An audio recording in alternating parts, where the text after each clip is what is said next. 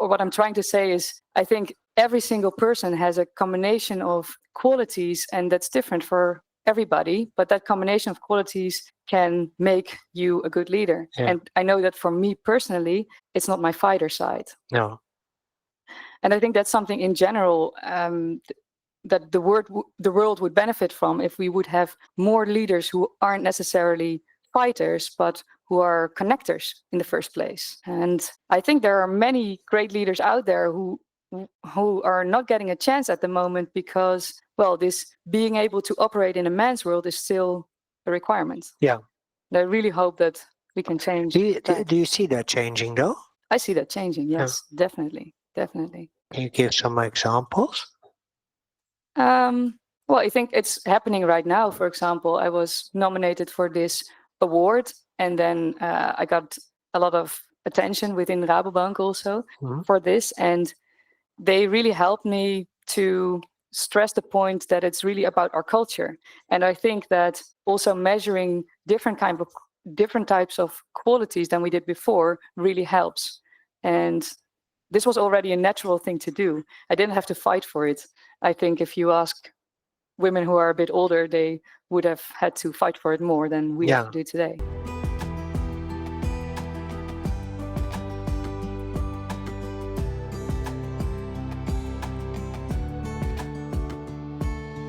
Welcome to Women Disrupting Tech.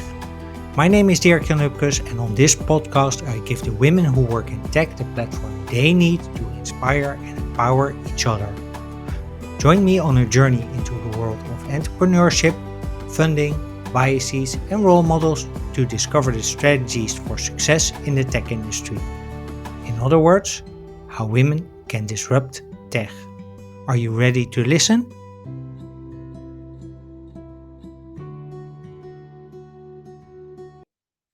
So today's episode is recorded in front of a live audience at the European Women Payments Network at the annual conference in Amsterdam at the Mollie office. Thanks to Mollie for having us, and thanks to European Women in Payment Network for having us. My guest in today's episode, which by the way is episode 75, is Lieke Hölscher, and Lieke is the area lead transaction monitoring detecting at Rabobank. She's responsible for a team of not 100, as I wrote down, but 200 members, and they build engines, software, I suppose, with a lot of AI that detects money laundering, terrorist financing, fraud, and all kinds of other nefarious things that criminals can do. She was also recently nominated for the Young Talent Award by Topvrouw van het Jaar. And she's also a mother of a boy. As to her origin story, and we'll go deep into that later, she was unhappy with the transaction monitoring system at Rabobank, where she started to work. She figured, I can do this a lot better. So she decided to build a new team, new software, new everything from scratch.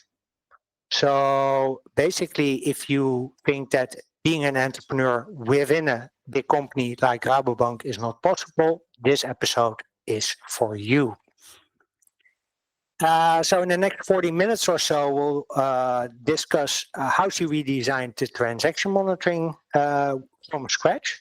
We'll learn how she approached building a new quote-unquote company within Rabobank, the importance of diversity when building software solutions that rely on AI, and we'll also learn who Bram is. In fact, we'll go there straight after my intro. So when you're ready to listen and learn how to be an entrepreneur while working for a big company, please welcome to the stage and to Women Disrupting Tech, Lieke Hölscher. So thank you. So welcome, Lieke. Good to have you. Question I always ask at the start is how you got into your current job or current position. Floor is yours. All right. Yes. Well, for me, that started about 4 years ago when I was in the role of project lead analytics at the Central Data Science Department of Rabobank. And in that role, I could pick up any type of analytics project. And I just happened to come across transaction monitoring. And as you just introduced, the purpose of transaction monitoring is to process all the transactions in the bank to detect money laundering and terrorism financing. And the system that we had at that time, the IT system, it was not meeting all the expectations that the business had yet.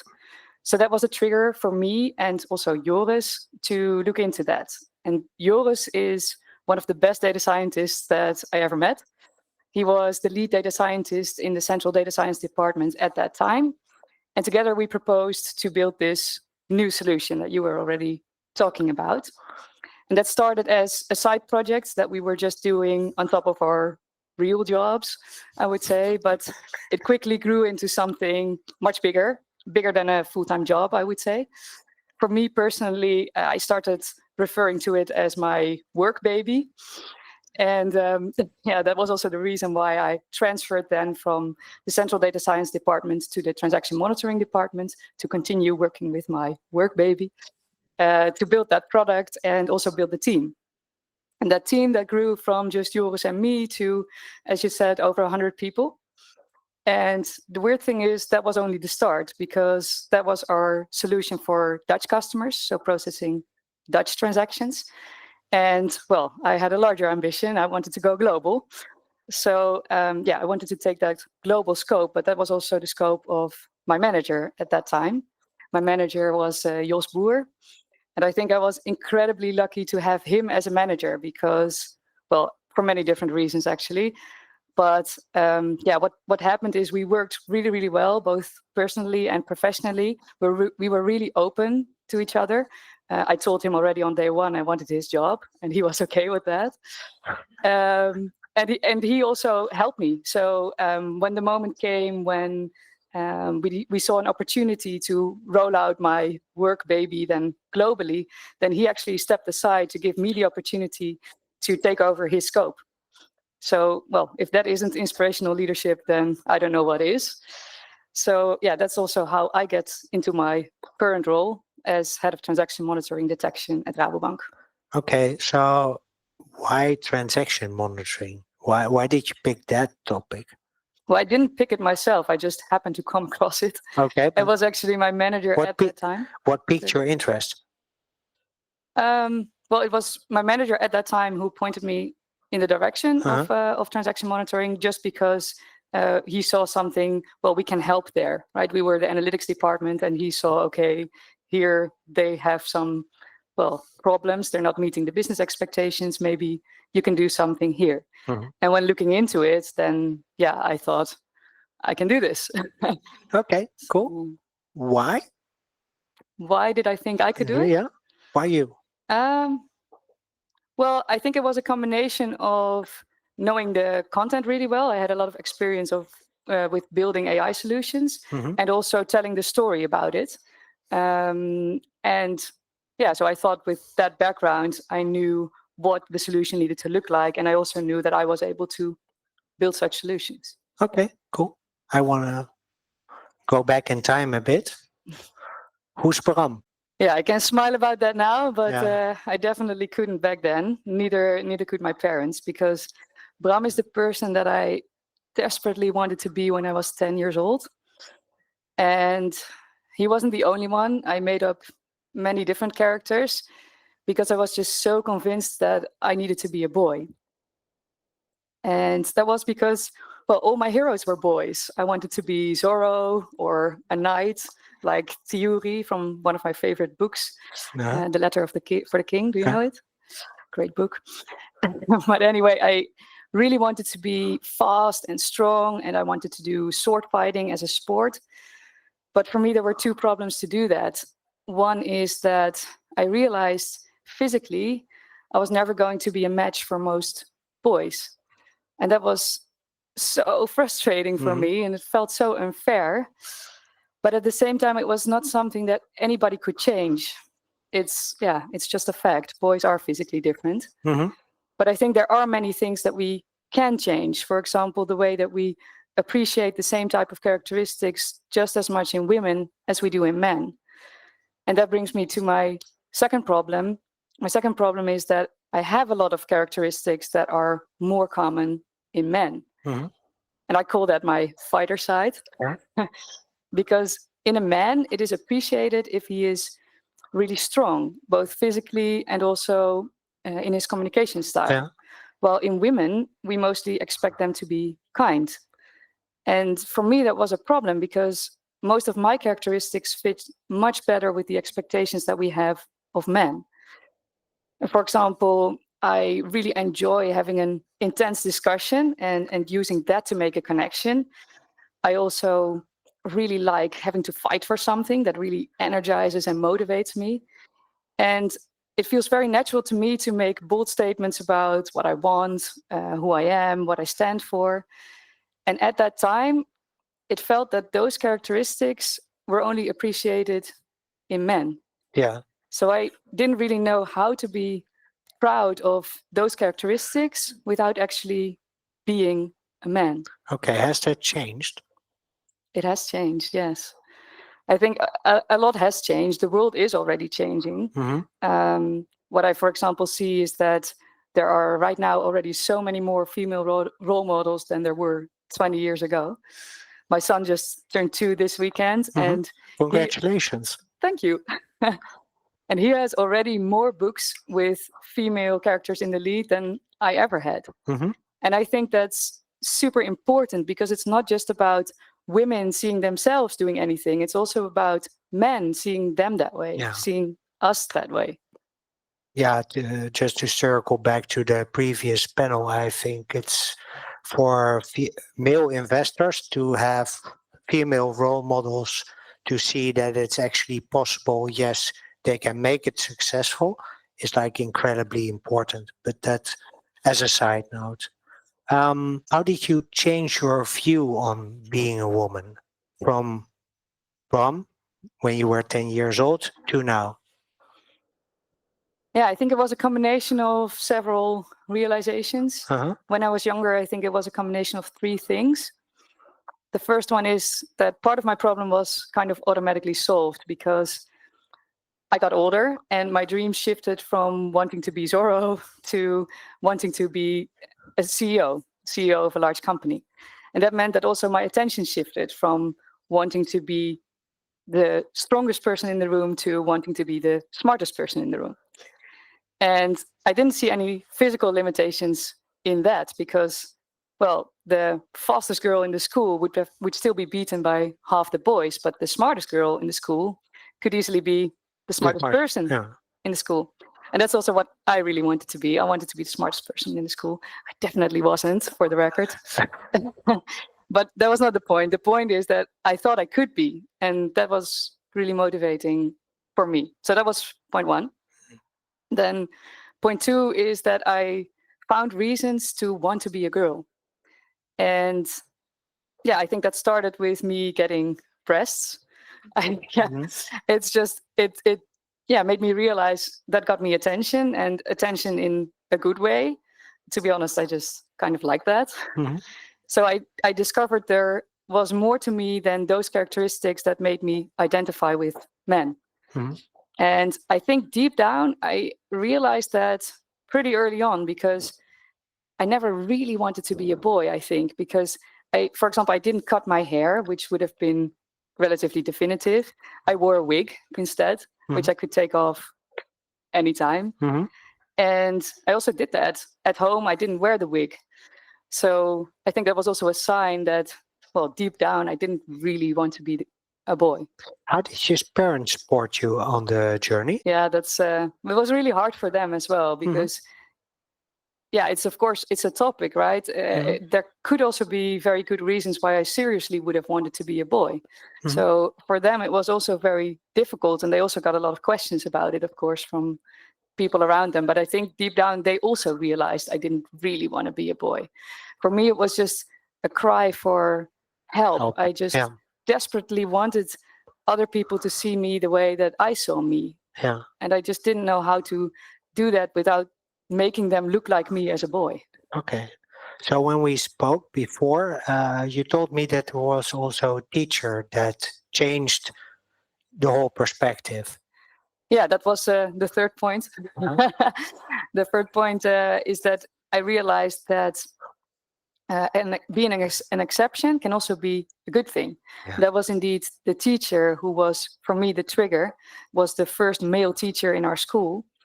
And I noticed that everybody wanted to be in his class, not necessarily because he was the best teacher, but because he was different, and that was interesting. So I thought, well, if he can be a man in a women's world, then I can be a woman in a man's world, right? Yeah. So that was also really motivating for me. So there's the teacher, the parents, your own growing up. So has that also changed your perspective on role models? Oh, it's an interesting question. Well, I think it's really important, as I said before, that all of us start to appreciate the same kind of characteristics in anybody. Yeah. And I think what would help to create that is if we just have a diverse set of role models in everything. Okay. And what I also realized much more recently is that those characteristics that make me identify with men are not the characteristics that make me a good leader today. They really help me to operate in a man's world, but I would say it's my empathy that makes me a good leader. And don't get me wrong, I'm not saying that men aren't good leaders or that men can't lead with empathy. What I'm trying to say is, I think every single person has a combination of qualities, and that's different for everybody, but that combination of qualities can make you a good leader. Yeah. And I know that for me personally, it's not my fighter side. No. And I think that's something in general that the world would benefit from if we would have more leaders who aren't necessarily fighters, but who are connectors in the first place. And I think there are many great leaders out there who are not getting a chance at the moment because, well, this being able to operate in a man's world is still a requirement. Yeah. And I really hope that we can change. Do you see that changing though? I see that changing. Yes, definitely. Can you give some examples? Well, I think it's happening right now. For example, I was nominated for this award, and then I got a lot of attention within Rabobank also for this, and they really helped me to stress the point that it's really about our culture. And I think that also measuring different types of qualities than we did before really helps. And this was already a natural thing to do. I didn't have to fight for it. I think if you ask women who are a bit older, they would have had to fight for it more than we have to do today.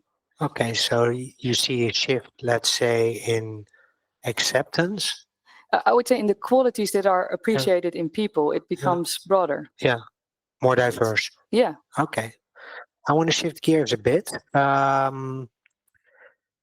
You already said then when you saw the software at Rabo, they cried out for help, and you saw, they have a problem. How did you sell building something new instead to your management? How did you go about doing that? Yeah, I think that it holds for everybody that if you want to sell something, then it really helps if you really believe in it yourself, right? Yeah. So it starts by making sure that you really believe it. So conviction. Yes. Yeah. So for me, the first step was to really dive into the world of transaction monitoring because, well, I knew the technology really well that I wanted to propose. I knew its potential, but, well, I didn't know the transaction monitoring world that well. So first, I really dove into that and made sure I really understood everything about it, from the processes to the system. And when we did that, we developed a proof of concept. And I say we, but actually, I never wrote a single line of code. That was all Joris. So all credits to Joris. But I did understand what he built, and also why what he built was already proving that we should invest in this technology more. And I also worked at McKinsey before as a consultant. And there I also really learned to tell a story in the right way towards senior management. So that was also something that I could use. Okay, so there's conviction, there's domain knowledge, and there's storytelling. Yeah. That's a good summary. Yeah, okay. Incidentally, just as a break, I was in Silicon Valley last week, and the interesting part of what you're saying is that when we talked about having a good pitch with people like VCs, they were naming exactly these three things. Really? Oh. So, as a subtitling for you here in the audience and those listening, this is how you can build it. And I am pretty convinced that every woman can tell a good story. I'm pretty convinced that every woman can have conviction and can have domain expertise. So this is your secret recipe. Not so secret anymore. Okay, so you sold it to Rabobank, to your managers. How high in the hierarchy did you have to go for this? Yeah, it went up to board level twice.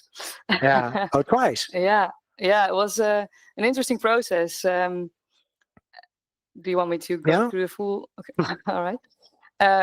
It started with my manager at that time in the central data science department, Cyprian was his name. And he was the one pointing us into the direction of transaction monitoring in the first place. So he was easy. He was. He knew he had a problem. He was on board from the start. He was actually, helping us a lot, making sure that we got an audience at the right tables. And the next step was Jos, whom I already mentioned before. The guy whose position you wanted to take. Exactly. And I remember the first time I spoke to Jos. Because we were, of course, talking about this solution. I was trying to convince him already. And he said, yeah, but if we're going to do something like this, then I need a jack of all trades. And I said, that's me.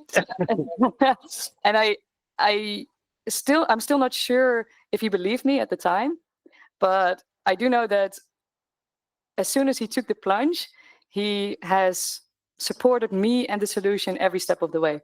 So he was a great person to have in our corner along the way. And good sponsor. Yes, a sponsor. Yes, definitely. And also Cyprian and Jos, they helped to bring the story to their managers. So we pitched the idea there as well. And then they had to bring it to board level. Okay. And for that, we also needed an assessment of an independent consultant. And that all worked out. So we got the approval to do the migration. I was really happy at that time, but now looking back, I know that was only an intermediate step. So that was the first board approval. But we needed a second one because 2 years later, when we already completed the migration for the Dutch customers, we made that within committed timelines, by the way. Very proud of that. Yeah, that's also somehow something that female project leads always make sure they get done. They get it within budget and within time. Yes, I think that's super important. Say what you do what you say. I think so too. But somehow for men, it's sort of more appreciated if you go double the budget with 75% or less of the benefits. Yeah, as long as you shout loud enough, and it seems to be okay sometimes. Yes. That is something that I'm also still learning how that works because, well, I have my own style. I believe in this way, but I do see that there are other ways that also is that also about accountability? That women feel more. I hate to stereotype, but that women have an easier time feeling accountable for the end result and for doing something as they committed to. Yeah, I can imagine that could be the case. Yeah. Okay. Yeah. So you got the second approval? Yes. Well.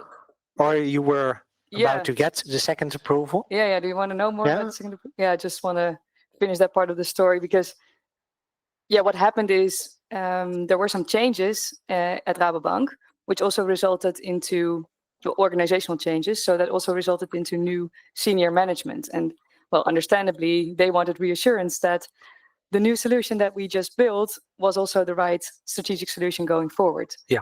So then we had to undergo another assessment of another independent consultant. And well, that was also the moment when I was able to take over. And I was really happy that I could, because that really felt like the moment of truth for me. And it was much harder than the first time, because this time I knew that the outcome had so many consequences for so many people that I already really, really cared about. But luckily, we also had a huge advantage, because we'd already proven that we could do it, right? Yeah. So I think that's what made the difference in the end, that we could prove that we've already had our success. And also, I think Rabo, the Dutch market, is by far the largest market for Rabobank. For Rabo. So if you can make it here, you can make it everywhere. Well, there are some complications, but that's definitely an argument I try to make. Yes. Yeah. So meanwhile, you've built a team of 200. The first 100, I think, you built yourself. Yep. That was a timeline-wise. Was that in between those two approvals, or did it only get started to really grow after the second approval? No. The first 100 happened before the second approval. Okay. Yeah. And then because since then you've grown it, you doubled the size. Yeah. What happened then? Well, that was mostly because I took over the scope, and there was already a team. The international they were onboarded onto your team. Exactly. Okay. But we still continue to grow after that. Yeah. So that's also part. How is it to lead a 200 people team? Sometimes, to be honest, a bit lonely, because I grew with the team, so I really feel part of the team still. Yeah. And you also realize that you build a lot of connections, and I still feel really close to a lot of the people in the teams. And with a lot of people, I have that connection already from the beginning, so they also grew with me, and they just see me as me.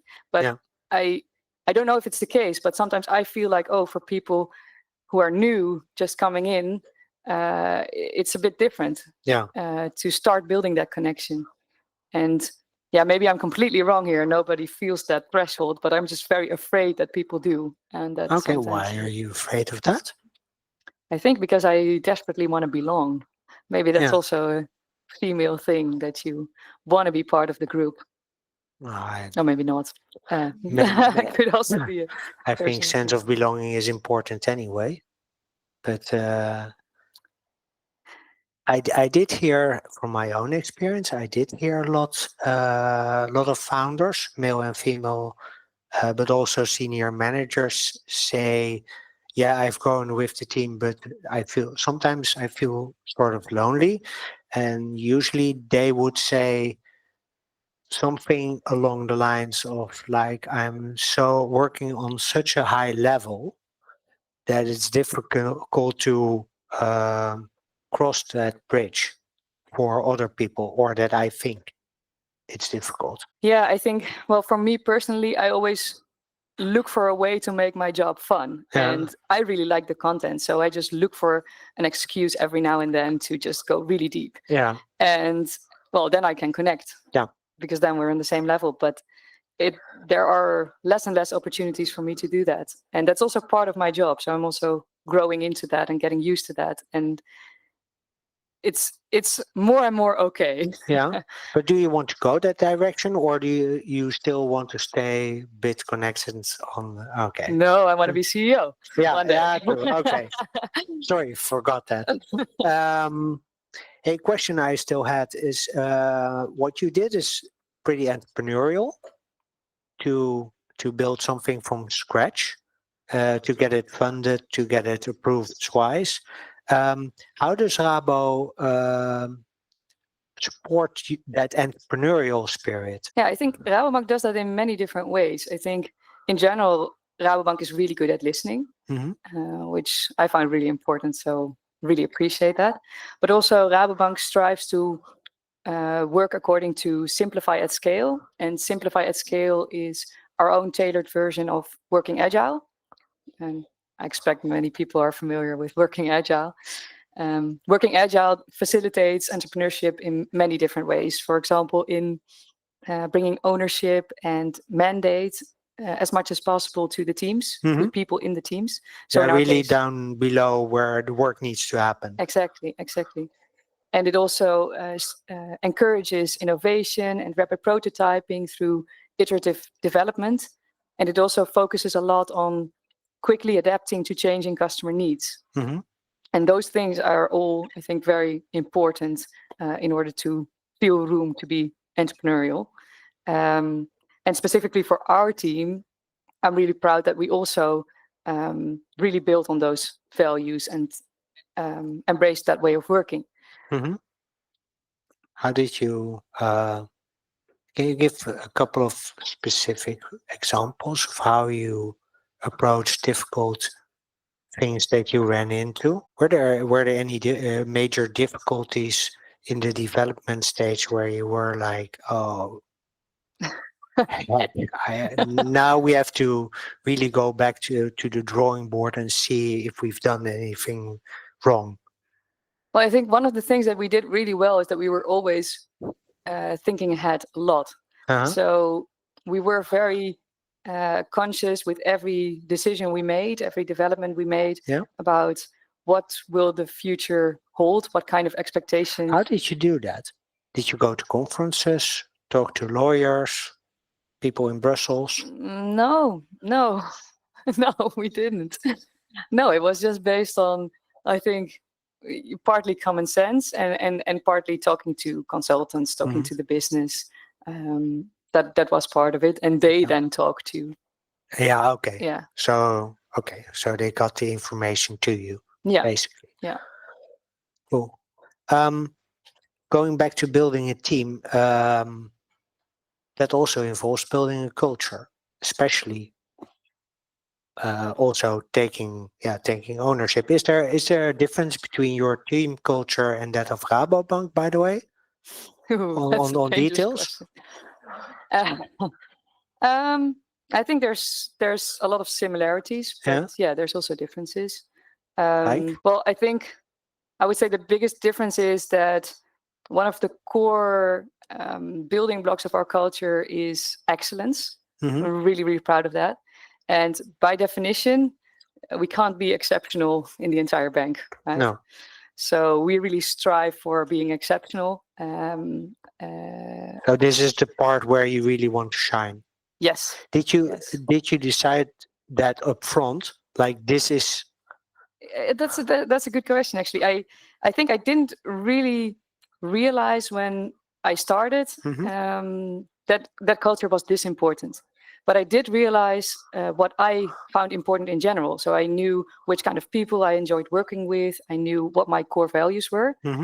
And I think I accidentally started building our culture based on that. Okay. So it starts with hiring the first people. And I was looking for people who were exceptionally smart, who were exceptionally motivated to deliver not just what was asked, but go much further. And I was looking for people that I could really connect with. And in hindsight, I can link that back to the pillars of our culture, which are excellence, ownership, and openness. And I'm really proud that we managed to create a place where those things are at the center. And that makes it really not just a place that you really want to work, but also a place that you really want to be. Yeah. So again, that sense of belonging comes back. Yes. Okay. Yes. So how do you build diversity into that? Can I say one more thing before we go to diversity? What I also really like is that we started referring to ourselves as a startup within the bank, and later a scale up, of course, because it's pretty large. If you grow. Yeah. And that was also something that we were proud of, and that we started talking about, that we were proud of that atmosphere where everybody was so motivated, everybody was taking ownership, we were really getting things done, despite the fact that we were part of this complex environment. So it was also really something that was bonding us and helped us grow. Sorry, diversity. Okay. Diversity. How do you build diversity into a team and into a culture that people actually Because if you have a sense of belonging as one of your core values, Mm-hmm. it also requires, if you have different people there, they all need to belong. How do you create a place like that? Yeah, I think openness and respect. That's What does openness in this case mean? Well, I think that when you're talking about diversity, then what you mean is you want to have, or at least what I would mean is that you want to have many different perspectives at the table that also trigger each other. Yeah. And that requires that everybody is open about what they think. How do you facilitate these discussions? Because you like heated discussions to a certain extent, but not everyone does.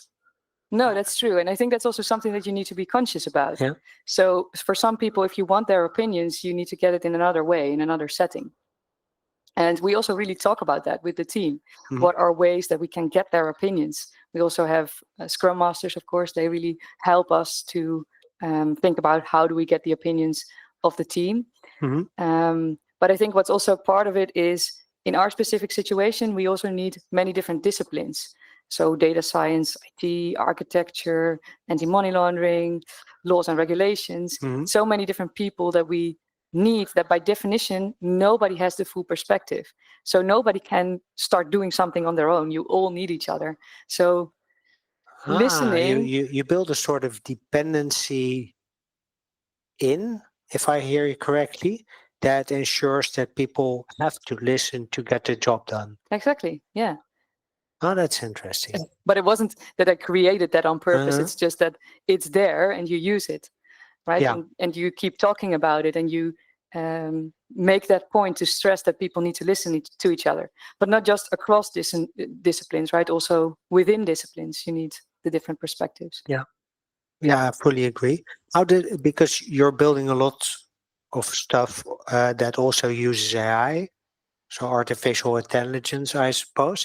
How do you keep that rule set sane in terms of ethics? Because we for those of you who are not Dutch, we just had a pretty big scandal in the government where with fraud detection, this is why I point on it, they built in triggers that were designed in such a way that only foreign people would be picked out, and I dare say only women who are with a non-Western background were picked out as possible offenders. So how do you, within a banking setting, especially with money laundering and a combination of money laundering and AI, how do you keep that safe and sane? Yeah, there's a lot of attention for that in the bank. So we have a lot of frameworks that you need to adhere to, a lot of different moments in the process where it is checked. So I would say we're really doing everything we can to make sure that this is that built into the process, like by design also? Yes. Okay. Yes, built into the processes. Yes. So you also thought of that up front? Yes. Like, okay, this could possibly happen, and then okay. Yeah, you have to. You're forced to think about that up front. Yeah. So we don't run the risk at Rabo that we're inadvertently, because we have the wrong characteristics, flagged as because that's always my fear for the banking sector, that they use AI in a way that is the intention is good, because I think no one wants terrorist attacks, but that we sort of overdo it. That's a different point, I think. Overdoing it is also definitely a risk. But just talking about ethics, I think we're really doing everything that we can, and I think the risks are very limited because of that. Okay. So when would we be overdoing this? Oh, I think overdoing, I meant more with all the attention we have on money laundering in general, that we're trying to do everything we can, but we also need to do it in a way that actually helps us find those criminals, right? That we're not just ticking the box, we're really catching them. Okay, yeah. More about that. I want to wrap up a bit. 2 questions left. One is, who are your role models I have many different role models, and at the same time, I have none. Yeah, because you used to have Zorro. And, yes, exactly. Yes, but I don't have one person who embodies everything that I would like to be. But there are many different persons who trigger some kind of inspiration in me. So, for example, I'm inspired by young women who make it far, who are leading with empathy. For example, Jacinda Ardern and Sanna Marin are examples of that. But yeah, they're pretty far away from me. I also get inspired by people much closer to me. So, for example, the people in my teams who are so motivated to continuously improve, I really get inspired by that. But also a lot of friends inspire me. For example, because they know themselves really well, or because they make decisions without letting themselves be restricted by the expectations of others, which was exactly my problem before, right? And what also really can inspire me is TV characters. Harvey Specter is my favorite one. Okay. And I think, he just has so many characteristics that I would love to have. Has it shifted, by the way, from only men to more, because you mentioned the New Zealand Prime Minister? Is it predominantly female now, or? Well, yeah, I think it has shifted, but it's not only women. No. And I think that's also what I hope to achieve, that we all appreciate the quality irrespective of the gender. So I think what is nice if your role models are also a diverse group, can be women and men. I fully agree. Hey, as I said before, I'm on a mission to make DEI obsolete by the end of 2032. Not in the way that Elon Musk wants to do it, but in the way that it's a normal thing of life. What would be your expert advice to get there? Yes, well, that's not really an easy thing to do, I think. So I also don't have the holy grail for that. But the first thing that comes to mind for me is maybe you could help people to hire others with complementary characteristics. Because what I realized myself when building a team is that it's so much easier to hire people who are copies of yourself than to hire somebody who brings something new. Yeah. And my personal experience is also that I learned by far the most from those people who were less like me. So I think it would be beneficial for everybody if all of us would get better at hiring people who are less like ourselves. Okay. And less like ourselves can be either gender or neurodivergent. Exactly. Exactly. Okay. Yeah, it doesn't have to be gender. So your advice would then be to start a recruitment company? No, to start talking about that more. To start talking about it on the podcast. Well, I will for sure talk about that on the podcast in future episodes. For now, thank you very much, Lieke. Really appreciate it. If people want to connect with you, of course, here you will be in the hallway afterwards to connect with. But if people are listening to this episode, where would you like to send them? Well, of course, they can always connect on LinkedIn, but I would also like to send them to rabobank.jobs. Okay. Sorry. Yeah. That's where we have all our vacancies, but also what it's like working at Rabobank and stories of our employees. So also including from myself. So we tell more about ourselves and what it's for us like to work at Rabobank. And can I also say something specific for my team? Well, for my team, we would really love to attract more female talent with a specialist ambition, because we have great diversity. We have exactly 50-50 in terms of gender in leadership roles. But what we do see is that women typically have more managerial ambitions and grow into managerial roles. And well, I would also love to have that diversity in the content specialist roles. Yeah. And well, it's not that we don't have them. We definitely do have women in those roles, but more senior data scientists, more senior developers, as in female ones, would be really, really nice. Good. But I would like to end with, we're always looking for great talents, right? So irrespective of your gender, irrespective of your ambition, if you're great at what you do and if you match with our culture, then nothing else matters. Okay. Sounds like a great place to wrap. Lieke Hölscher, thank you very much for this wonderful episode. Good conversation. And thank you for, I don't know if there are any questions for Lieke or for myself. I see one candidate. This is your call to action. Just wait for the mic. Like my voice is already quite loud. For Dirk Jan, I have a question about if there were specific gaps in the mindset or conversations you were having with men in the tech industry that you felt compelled to address by starting this podcast. That's the first question. And the second question is, it seems like in some circles, men addressing female problems can be taken a bit skeptically or can fall into the mansplaining area. So how do you avoid something like that? Well, to avoid it is pretty difficult because it's my experience is that people will talk about you and around your back anyway. So as one of actually the guests that I'm of who the episode is going live on Friday actually said, if you just put your head down and work hard and be empathetic and understanding in your communications, don't bother about the rest. It's also a bit a point I wanted to make about the previous panel discussion.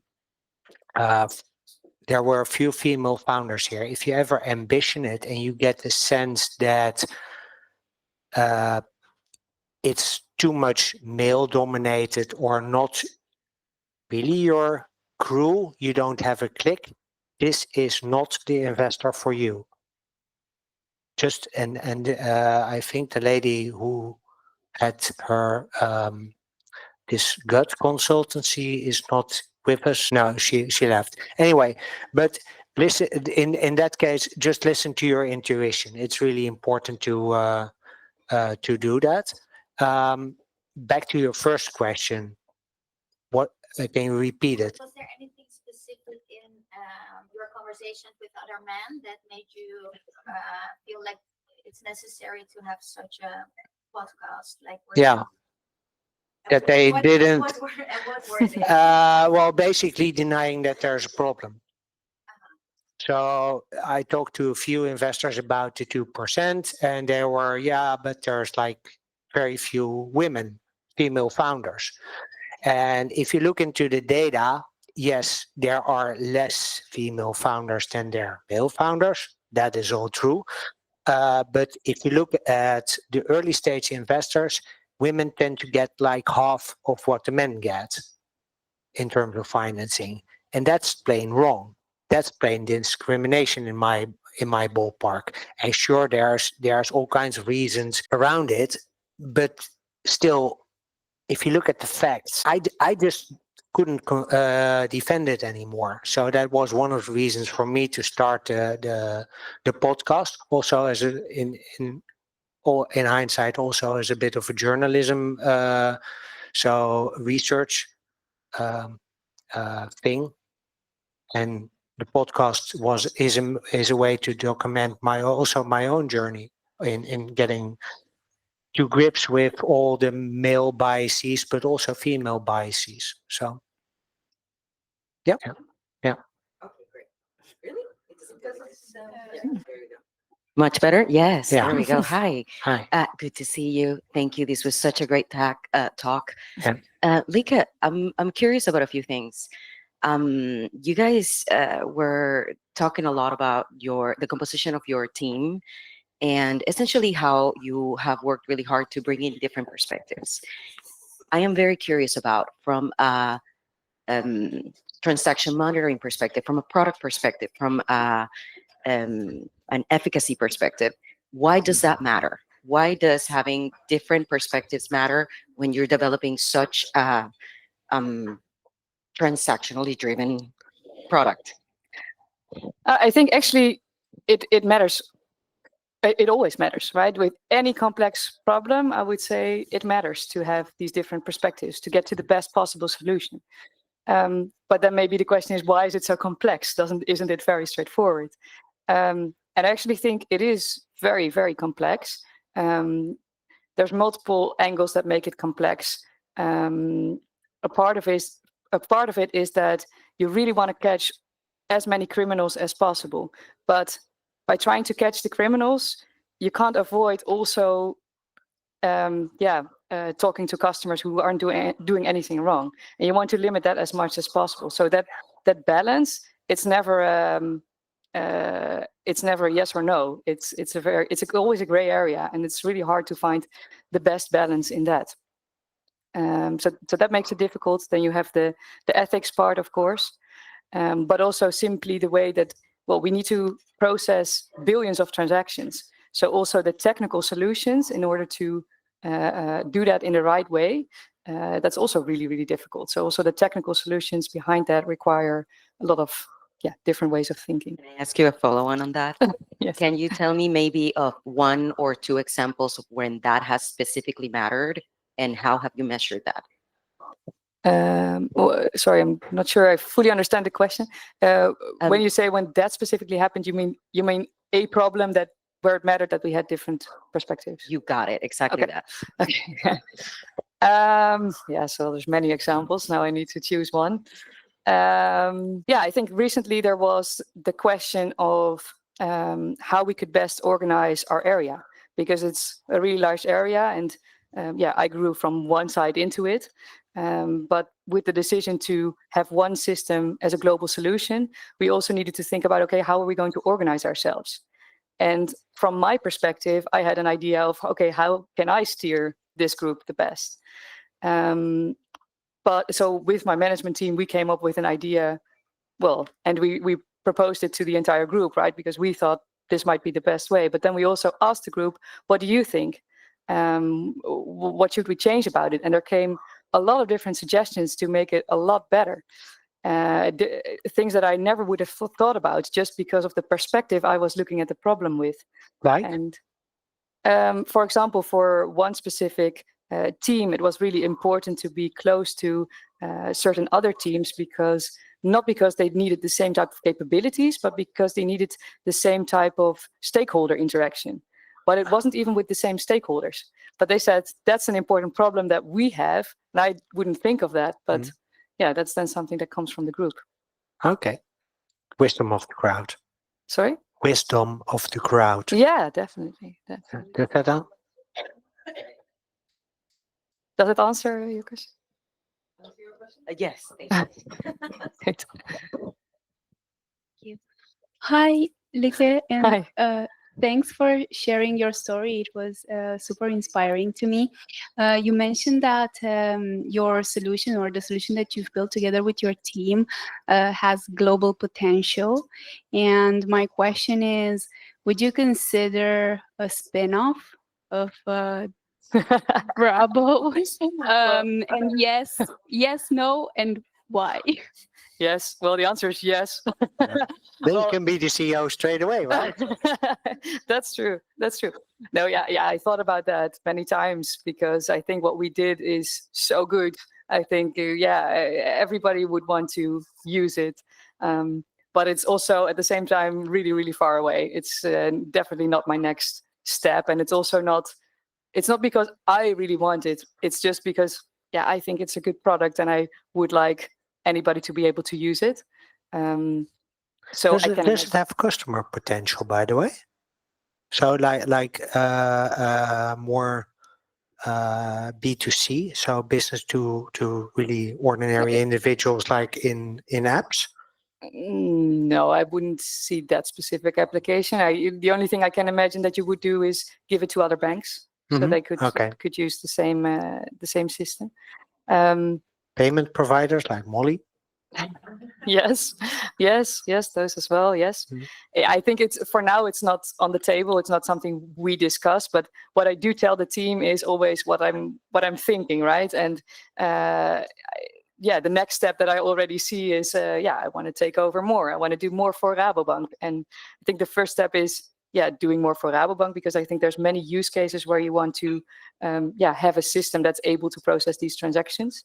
So I think there's more, and the next step would be great to go beyond, but it's not a short-term thing.